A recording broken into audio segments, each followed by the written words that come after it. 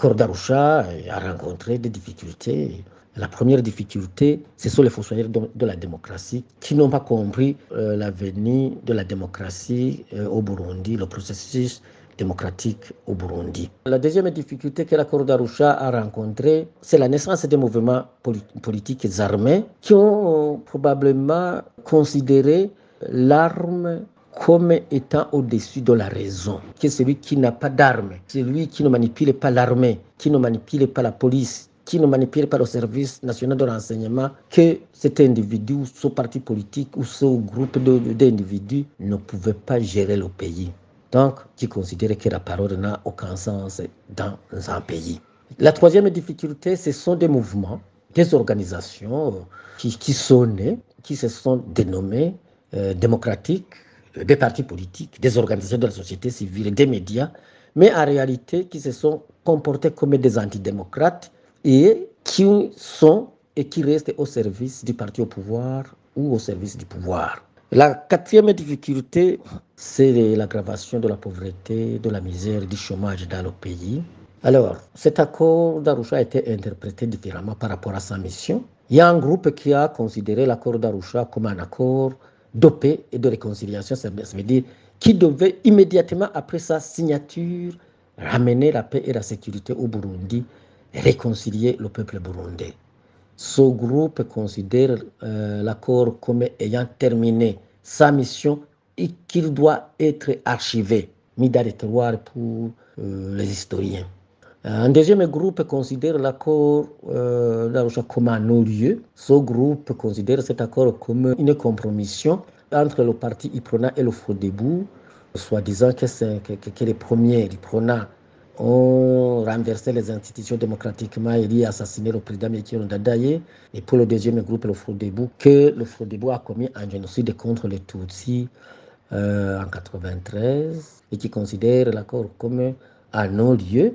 En réalité, le troisième groupe, et c'est le groupe qui a raison, c'est le groupe qui considère que l'accord d'Arusha est là pour aider les Burundais à rechercher la paix, à rechercher la sécurité, à rechercher la réconciliation et la cohabitation pacifique des Burundais, à chercher le développement du Burundi pour faire du Burundi une nation digne, une nation unie, une nation réconciliée, une nation prospère. C'est ce groupe qui est en train de revendiquer aujourd'hui que l'accord d'Arusha soit réhabilité, que l'accord d'Arusha reste le fondement de la réconciliation des Burundais, reste le fondement du développement du Burundi. Il pousse plus loin d'ailleurs, il parle de la refondation. Cet accord reste le fondement de la refondation de la nation burundaise.